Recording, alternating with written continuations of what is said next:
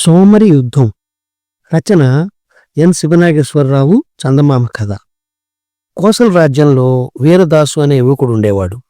వాడు వట్టి సోమరిపోతు. వాడికి నిద్ర తిండి తప్ప మరేమీ పట్టేవిగావు. తల్లిదండ్రులు వాడి బాల్యంలోనే చనిపోవడంతో అవ్వ వాడిని ఎంతో గారాబంగా పెంచింది. దాంతో వాడు మరీ సోమరిపోతుగా తయారయ్యాడు. వీరదాసు పుట్టి పెరిగిన కౌసల రాజ్యానికి పక్కనే ఉన్న వైదేహి రాజ్యానికి శత్రుత్వం ఉన్నది. కోసలను జయించాలన్న తలంపుతో ఉన్న వైదేహిరాజు సింహకేతుడు రహస్యంగా పెద్ద సైన్యాన్ని సమకూర్చుకొని కోసలపై యుద్ధం ప్రకటించాడు. వేగుల ద్వారా శత్రు సైన్యం తన సైన్యం కన్నా 2-3 ఉన్నదని తెలుసుకున్న కోసలరాజు చంద్రకాంతుడు రాజ్యంలో ఉన్న యువకులందరినీ సైన్యంలో చేరవలసిందిగా చాటింపు వేయించాడు. ఆ చాటింపు విని ఎందరో యువకులు దేశ రక్షణ కోసం సైన్యంలో చేరారు. వారికి యుద్ధ శిక్షణ ఇవ్వడం ప్రారంభమైంది. ఇంకా సైన్యంలో చేరని యువకులు ఎవరైనా ఉన్నారేమోనని తెలుసుకుని వాళ్ళని బలవంతంగానైనా సైన్యంలో చేర్చవలసిందిగా రాజు గూఢాచారులకు ఆజ్ఞలు జారీ చేశాడు. ఈ విధంగా సైన్యంలో చేరకుండా తప్పించుకు తిరుగుతున్న వీరదాసు గూఢాచారులకు కంటపడ్డాడు. వాళ్ళు వాడితో, ఇంకా నువ్వు సైన్యంలో ఎందుకు చేరలేదు? సైన్యంలో చేరి నీ దేశభక్తి నిరూపించుకో అన్నారు. అందుకు వీరదాసు ఆశ్చర్యంగా, దేశభక్తి, యుద్ధం అన్న మాటలు వినడం ఇదే మొదటిసారి. అవ్వ పెట్టిన తిండి తినడం, హాయిగా నిద్రపోవడం తప్ప నాకు మరేం తెలియదు అన్నాడు. ఈ జవాబుతో గూఢాచారులు వాడి సోమరిపోతని గ్రహించి పెడరెక్కలు విరిచి కట్టి తీసుకుపోయి సైనిక శిక్షణ పొందుతున్న యువకుల మధ్య పడేశారు. ఇంతలో సింహకేతుడు సైన్యంతో కోసల రాజ్య సరిహద్దులకు సమీపించాడు.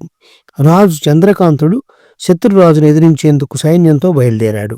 సైనికులందరూ కవచాలు, శిరస్త్రాణాలు ధరించి చేత కత్తులు పట్టుకుని నడవసాగారు. వీరదాసు మాత్రం వాటిని ధరించే ఓపిక లేక కత్తి మాత్రం తీసుకున్నాడు. యుద్ధభూమిలో ఆకలి వేస్తే తినడానికి కంచుగిన్నెలో 4 రొట్టెలు పెట్టుకుని దాన్ని పొట్ల దగ్గర దుస్తుల వెనక దాచాడు. ఒక తాబేటికాయను నీటితో నింపి భుజానికి తగిలించుకున్నాడు. సైన్యం యుద్ధభూమి చేరింది. ఇరుపక్షాల మధ్య ఘోర యుద్ధం మొదలైంది. ఇది చూసి వీరదాసు భయంతో కంపించిపోయాడు. ఈ స్థితిలో వీరదాసుకు గాయపడి మూలుగుతూ ఉన్న ఒక ముసలి సైనికుడు కనిపించాడు. ఆ సైనికుడు వీరదాసును చూసి దాహం అన్నట్లుగా సైగ చేశాడు. వీరదాసు తన దగ్గరున్న తాబేటికాయలోని నీరును అతడి చేత తాగించాడు. నీరు తాగిన ముసలి సైనికుడు కొంత సేదదీరి తళతళ మెరుస్తున్న తన దుప్పటిలోని కత్తిని వీరదాసుకు చూపించి, ఈ కత్తితో శత్రురాజు గుండెల్లో పడవాలనుకున్నాను, కానీ నాకు ఆ అదృష్టం లేదు. ఈ మరణ సమయంలో నిన్ను చూస్తుంటే నాకేదో ఆప్తును చూసినట్టుగా ఉంది. నా మనమరాలు చాలా అందగత్తె, మహా తెలివైనది. అది నేను చెప్పిన వాడిని పెళ్లాడతానని పంతం పట్టి కూర్చున్నది. ఇదిగో ఈ ఉంగరం దానికిచ్చి నేను పంపానని చెప్పు. నువ్వు బతికి బయటపడితే తప్పక దానికి భర్తవవుతావు అంటూ ఉంగరం వీరదాసుకిచ్చి కత్తిపిడిని మరింత గట్టిగా బిగించి పట్టుకుని ప్రాణాలు విడిచాడు. ముసలి సైనికుడి మరణం చూడగానే వీరదాసుకు తనకు చావు తప్పదనిపించింది. అంతలో వాడికి చావు నుంచి తప్పించుకోవడానికి ఒక ఉపాయం తోచింది. వాడు చచ్చిపోయిన ముసలి సైనికుడి పక్కన పడుకొని అతడి దుస్తుల కంటికి ఉన్న రక్తం కొంత తన దుస్తులకు పూసుకొని చచ్చిపోయిన వాడిలా కళ్ళు మూసుకున్నాడు. ఆ మరుక్షణం వాడికి నిద్ర పట్టేసింది. అయితే హఠాత్తుగా వాడు ఊహించని ప్రమాదం వచ్చి పడింది. యుద్ధభూమిలో కొన్ని గుర్రాలు గాయపడి చల్లాచెదురుగా పరిగెత్తసాగినాయి. వాటిలో ఒక దాని కాలు గట్టిగా భుజానికి తగలడంతో వీరదాస్ బెంబేలు పడిపోతూ ఎగిరి లేచి నిలబడ్డాడు. ఆ సమయంలో గుర్రాన్ని దూకిస్తూ అటుగా వచ్చిన శత్రురాజు సింహకేతుడు వీరదాసును చూసి కవచం, శిరస్త్రాణం లేకుండా యుద్ధరంగానికి వచ్చిన వీడెవడో మహావీరుడై ఉంటాడనుకుని, ఆహా, ఇంత వీరుడువైన నీ చావు నా చేతిలో రాసిపెట్టి ఉన్నదన్నమాట అంటూ కత్తితో వాడి పొట్టలో గట్టిగా పొడిచాడు. ఆ కత్తిపోటు గురిగా వీరదాసు రొట్టెలు దాచుకున్న కంచుగిన్నె మీద పడి కణేల్మంటూ పెద్ద శబ్దమైంది. దాంతో రాజు ఎక్కిన గుర్రం బెదిరి వెనుక కాళ్ళ మీద లేచింది. రాజు పట్టు తప్పి కింద పడిపోయాడు. ఆయన మరుక్షణం జరిగిన దానికి ఆశ్చర్యపడిపోతూ దూరంగా పడి ఉన్న కత్తిని చేతిలోకి తీసుకోబోతున్నంతలో వీరదాసు ప్రాణభయం కొద్దీ తెగువ తెచ్చుకొని, అయ్యో, నేను శోభన్ని కాకుండా కత్తి యుద్ధం నేర్చుకుని ఉంటే ఎంత బాగుండేది. ఇప్పుడు ఈ సైనికుడే నా ప్రాణం కాపాడాలి అంటూ ముసలి సైనికుడి శవాన్ని ఎత్తి రాజుపైకి విసిరాడు. సైనికుడి శవం రాజు సింహకేతుడి మీద పడే సమయంలో వాడి గుప్పెట బిగించి ఉన్న కత్తి రాజు గుండెల్లో దిగింది. రాజు ఒక్క చావుకేకతో పాటు వైదేహి రాజ్యానికి జై అంటూ నేల మీద కుప్పకూలిపోయాడు.